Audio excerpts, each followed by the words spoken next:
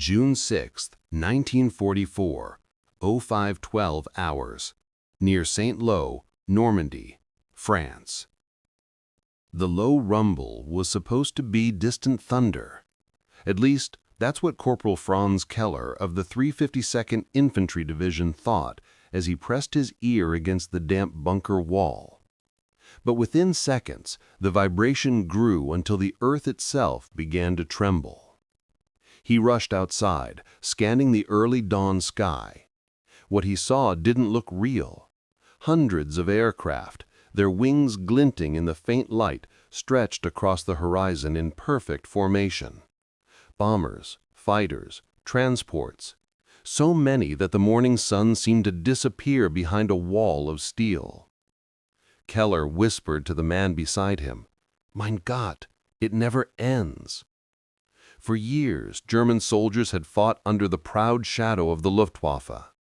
They had grown used to the idea that the German eagle commanded the skies. But now, over Normandy, the eagle was gone, and in its place roared an endless stream of American Thunderbolts, Mustangs, and Liberators. In that moment, Keller realized something devastating.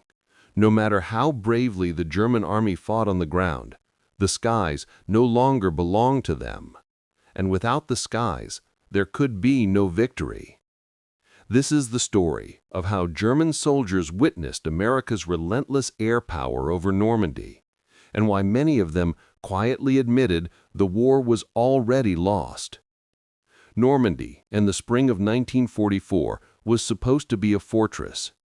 The German High Command had spent months fortifying the French coast, planting mines along beaches, constructing bunkers, and stringing barbed wire across fields. Rommel himself had walked these shores, warning his men that the Allies would come, and when they did, it would be with unimaginable force. Yet even Rommel underestimated just how much force the Americans and their allies could bring. In the months before D-Day, German soldiers in France lived under constant anxiety. Allied bombers targeted railways, bridges, and supply depots with precision. Entire villages shook under nightly raids. Soldiers who once felt safe behind Europe's defensive wall now spent every evening staring upward, counting the engines overhead, wondering if tonight would be the night the bombs fell on them. A young private named Otto Weiss wrote in his diary from Caen, "Each night the sky burns. The Americans never sleep, and so neither do we. We are supposed to be soldiers of the Reich, yet we fight shadows above us. We fire, and they vanish. We sleep, and they return. How can one defeat an enemy who rules the air?" When dawn came on June 6th, German soldiers braced themselves for the ground invasion. They expected infantry, tanks, and artillery. What they didn't expect, what they couldn't believe, was the sheer scale of air support that would descend on Normandy. For many, the realization struck instantly. This would not be a battle between armies. This would be a war of machines in the sky, and Germany no longer had the machines to fight back. In the early years of the war, German soldiers looked to the sky with pride. The Luftwaffe, Germany's air force, had been a symbol of power, speed, and terror. In Poland, France, and the Low Countries, the scream of Stuka dive bombers had shattered enemy morale. Soldiers believed the Luftwaffe was invincible. But by 1944, that illusion was dead. Years of attrition on the Eastern Front had drained German pilots. Many of the best aces were gone, either killed in combat or stretched thin, flying multiple missions a day. Fuel shortages strangled training programs. By spring of 1944, the average German pilot arriving in France often had fewer than 20 hours of flight time. By comparison, American pilots were logging over 200 hours before they even entered combat. A veteran named Hans Richter later recalled, "We knew the Allies had many planes, but we believed our skill would balance the numbers. Yet when new pilots arrived, I saw boys, barely 18, who could hardly take off without stalling. They were thrown into combat against Americans who had flown more hours than some of us had in a year. Worse still, German industry was collapsing under Allied bombing.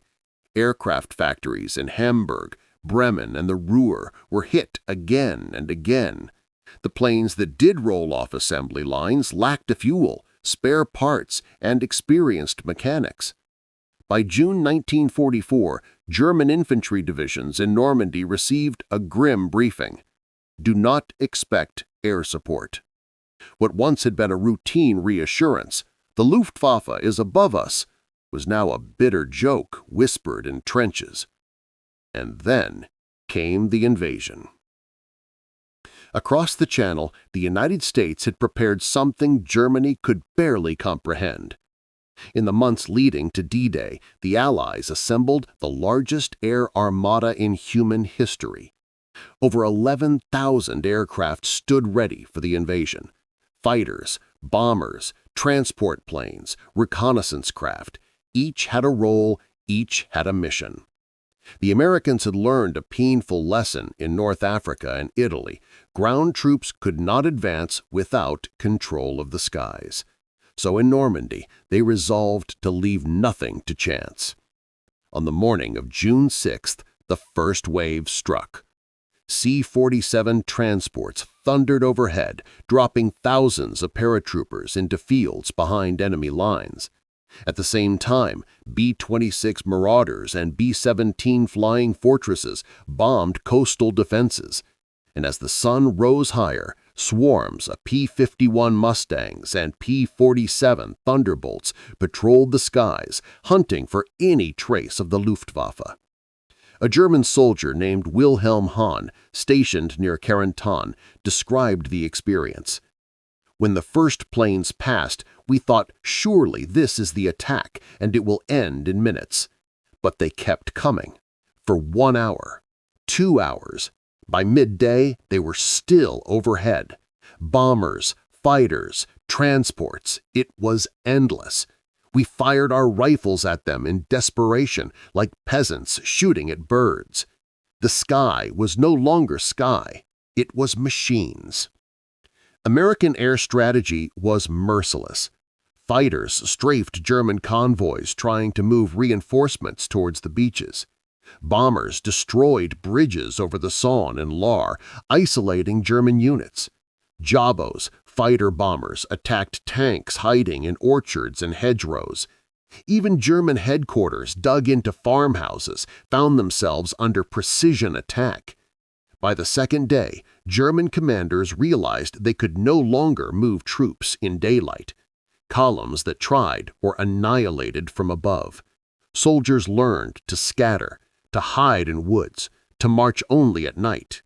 One officer bitterly wrote, "It is no longer possible to fight the Americans as soldiers. We fight the air itself."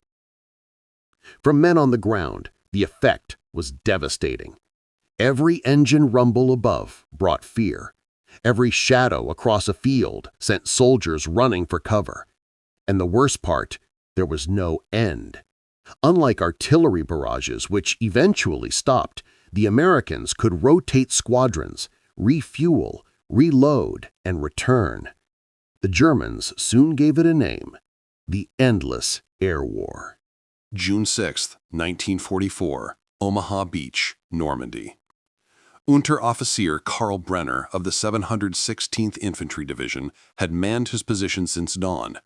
From his machine gun nest above the bluffs, he had already witnessed the unimaginable, the sight of Allied ships covering the horizon, thousands of men wading through the surf, and naval shells landing with thunderous crashes. But it wasn't the naval bombardment that broke him. It was the sky. At first, Brenner thought the worst had passed.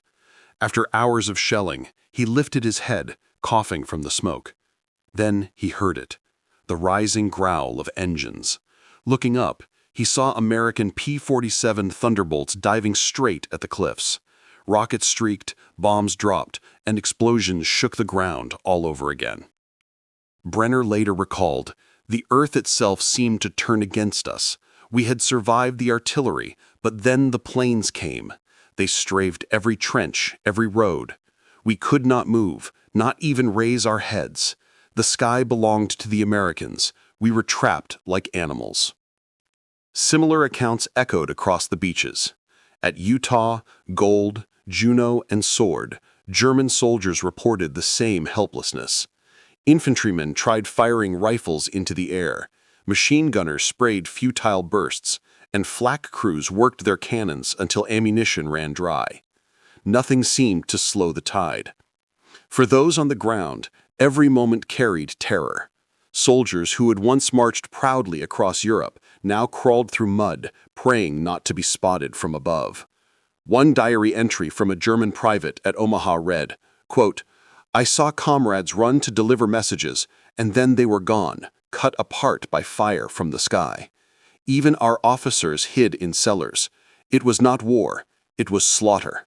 End quote. The soldiers could not believe what they were facing. The Luftwaffe had promised defense, but no planes came to help. To the Germans on the beaches, it felt as if their nation had abandoned them. If D-Day was a shock, the battles that followed were nightmares. By July, the town of Saint-Lô had become the centerpiece of the American push inland. The Germans had fortified every hedgerow, every farmhouse, turning the countryside into a maze of ambushes. They hoped the terrain would neutralize American tanks and infantry. But what they had not accounted for was air power. Before each American advance, swarms of fighter bombers swept overhead, hammering German positions.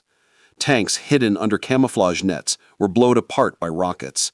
Trucks carrying supplies were shredded by strafing runs.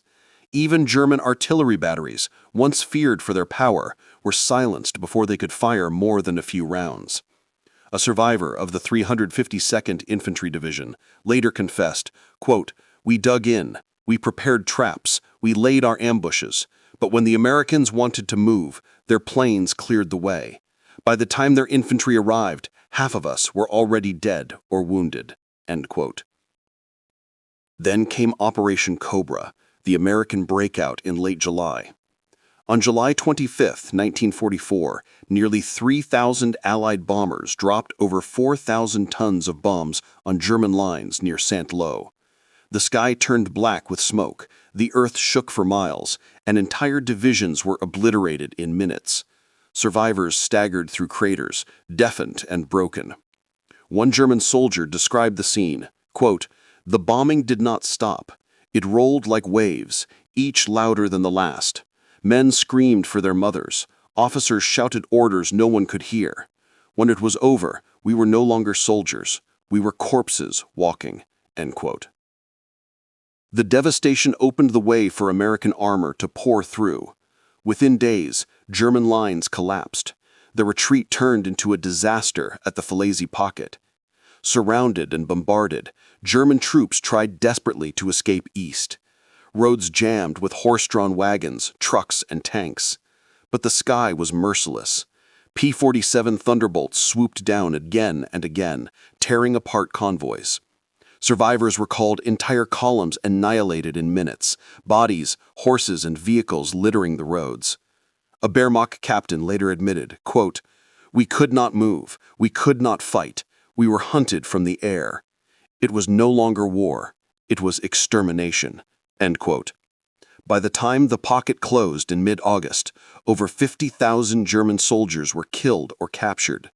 Survivors who made it out carried one message: American air support had destroyed them before their guns even fired. By late summer 1944, the myth of German invincibility was shattered. For years, propaganda had painted the Wehrmacht as unstoppable, the finest army in the world. Soldiers believed discipline, courage, and experience could carry them through any battle. But Normandy changed everything. When German infantry looked to the skies, they no longer saw protection. They saw death. Every attempt to counterattack ended the same way: columns of men and armor spotted, strafed, and destroyed. Every effort to resupply was cut off before it began. Soldiers joked grimly that they should march only at night, and even then, the moon might betray them. Letters home reflected the despair. A private in the 17th SS Panzer Grenadier Division wrote, "We still fight bravely, but what does it matter? The Americans own the skies. Our tanks burn. Our food does not arrive. Our wounded cannot be moved. How can we hope to fight when the enemy sees everything?" Another letter, intercepted by Allied intelligence, contained only one line. "It is useless now. The sky itself fights for the Americans." By September, entire units surrendered without a fight. Commanders who had once ordered no retreat now quietly told their men to save themselves if they could. Morale was no longer broken by defeat. It was broken by inevitability. Even the most hardened officers confessed that the psychological weight of air power was crushing. Men flinched at every sound of engines, even if the planes were miles away. Sleep was scarce, nerves were shattered, and discipline crumbled. A sergeant later admitted in an interview, "I was not afraid of the American soldier. Man to man, I believed I could fight him, but I was afraid of his planes. They came when I ate, when I marched, when I slept. They never stopped. I had no defense, no hope. I knew then the war was lost." When captured German soldiers were sent to POW camps in Britain and America, their interrogations revealed a consistent theme: disbelief at America's endless air support. At a camp in England, one group of Wehrmacht officers debated among themselves. American intelligence recorded their conversation. One officer said, "If we had half their planes, the war would be over already." Another replied bitterly, "Half? With even a quarter, we could have stopped them in Normandy." A third simply concluded, "We lost the skies, and so we lost Europe." For many, the POW camps were the first time they spoke openly about their defeat. Away from Nazi propaganda and the fear of Gestapo ears, soldiers admitted what they had seen. A Panzer commander captured after Falaise told his American interrogator, "Your tanks are strong, your soldiers brave, but it is your planes that break us. They appear before we can fight, and they leave nothing behind. On the ground I can plan. In the air, I can only pray." Another German prisoner was astonished by the sheer scale of American logistics. When I asked how many planes you had, an American guard told me, "Too many to count." I thought he was mocking me. But after Normandy, I believe him. The sky never emptied. Always more planes, always more bombs. We could not believe it was real. These testimonies became invaluable to Allied intelligence. They proved that air dominance was not just a tactical advantage, it was a psychological weapon. German soldiers no longer feared battle, they feared the sky. Normandy was not just a battle for beaches or hedgerows. It was a battle for the future of modern war, and the lesson was clear. Whoever controlled the skies controlled the battlefield. The Allies' air dominance made every German decision fraught with risk. Reinforcements moved only at night, and even then, convoys were shredded by radar-guided night bombers. Bridges across the Seine, Loire, and Orne rivers were systematically destroyed, choking German logistics. Fuel that was desperately needed for Panzer divisions never arrived, stranded in burning convoys or bombed rail depots. Hitler had promised to drive the Allies into the sea. Instead, it was the Wehrmacht that was drowning, strangled not just by Allied armies, but by Allied aircraft. General Eisenhower later reflected, "Without our air supremacy, I do not believe the invasion of Normandy could have succeeded. It was the shield over our soldiers and the sword that broke the enemy's back. The Germans, for their part, admitted as much. Field Marshal von Rundstedt, commander of German forces in the West, told interrogators after the war, "We could not move, we could not fight, we could not live. The enemy's air force destroyed everything. Once the Americans brought their industry to bear, the war was finished." Normandy proved something greater than a single campaign. It proved that wars in the modern age would no longer be decided only by tanks and infantry. Air power was the new king of battle. By the autumn of 1944, as Allied forces surged toward Paris and beyond, German soldiers carried a simple truth with them. The war was lost the moment America brought its skies to Europe. A young German officer captured in September said it best, "We had courage, we had skill, we had history. But you had the sky, and no soldier can fight the sky." The Normandy campaign revealed the devastating power of American air support, relentless, unending, and overwhelming. It was not just bombs or bullets that crushed the German war machine. It was the psychological certainty that no matter where they stood, no matter how brave they were, the roar of engines would come. And when it did, resistance turned to ashes. The Wehrmacht had once marched across Europe with unstoppable momentum, but in the fields of Normandy, under skies darkened with American planes, they met a weapon they could not outfight, outthink, or outlast. In the end, it was not just the men on the beaches who decided the fate of Europe. It was the endless stream of aircraft above them, America's steel wings, that broke the Wehrmacht's spirit, shattered its armies, and changed the course of history forever.